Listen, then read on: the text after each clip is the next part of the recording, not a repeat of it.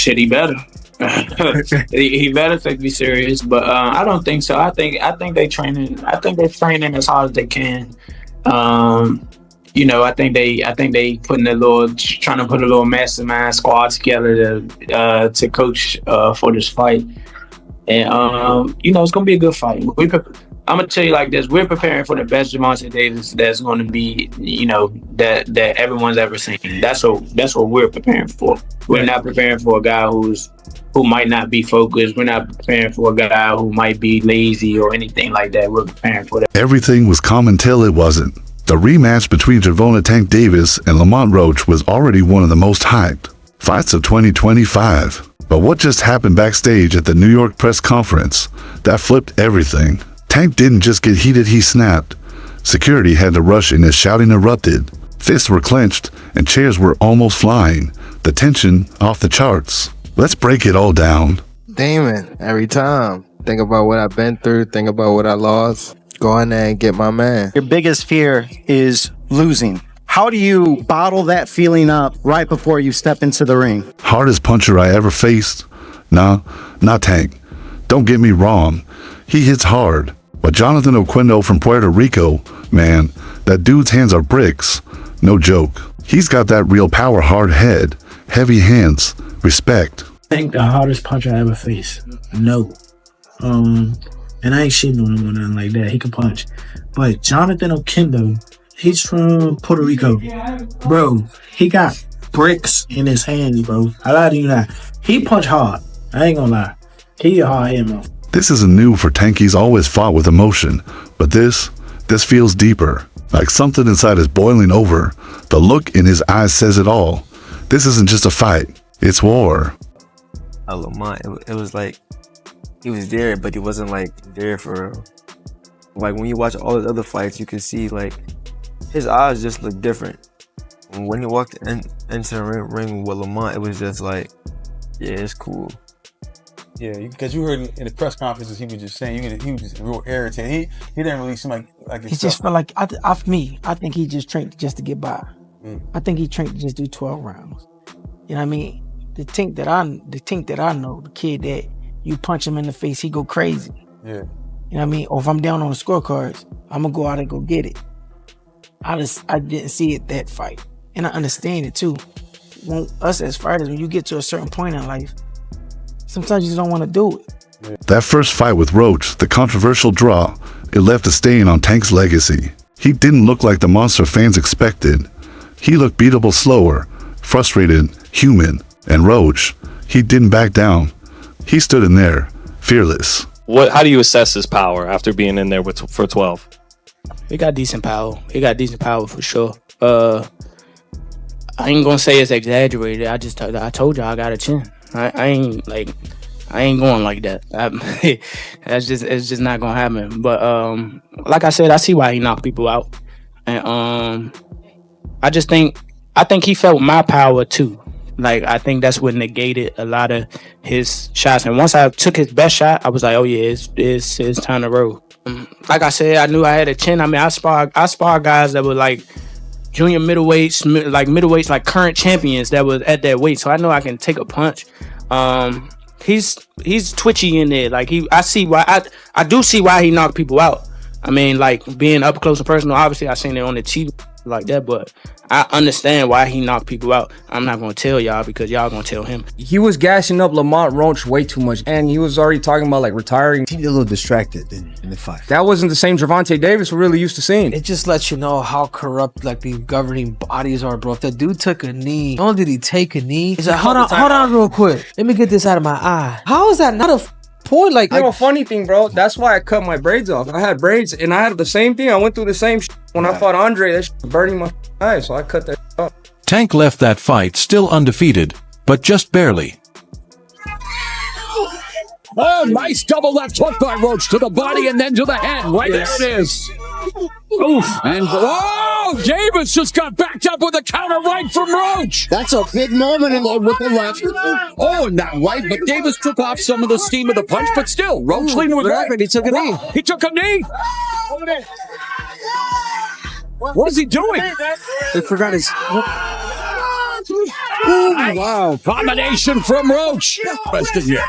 Another right hand, another right left by Roach. Nice somebody got just over around 11 as well.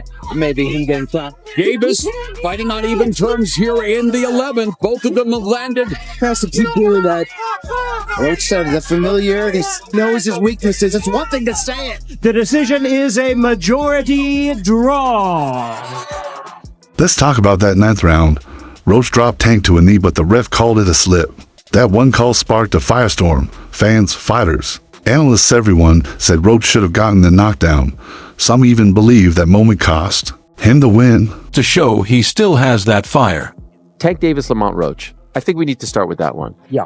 What transpired in that fight was astounding, because you have to remember Tank Davis was a 16-1 favorite going into this fight. Lamont Roach, while a WBA champion, was moving up from 130 pounds, and no one thought he had a chance. And the general demeanor of Tank Davis going into this fight was like, hey man, I'm kind of done with this. I got 3 fights left. I'm going to be done by the end of 2025. I don't really like this sport anymore. Kids, don't do this. I have to push myself a little harder if that didn't give me the win. And I have room. I definitely have room. I'm not going to lie, I have room. You believe you fought the best Gervonta, or do you think he got some more gears? 100% for a fact. I think he might have some more gears, but I fought the best Gervonta that night. I don't want people to get it misconstrued or whatever the case may be. He's a hell of a fighter. Hell of an IQ, great punching power, good speed, and a really good boxing ability. A lot of people underrate that. Don't think because of what I did, y'all think y'all can just go in there and think y'all can have the same night, you know what I'm saying, or do the same thing. He still will go upside your head and crack you, and you know what I'm saying, you might end up on the floor. Everybody not built the same, and that's what people getting messed up.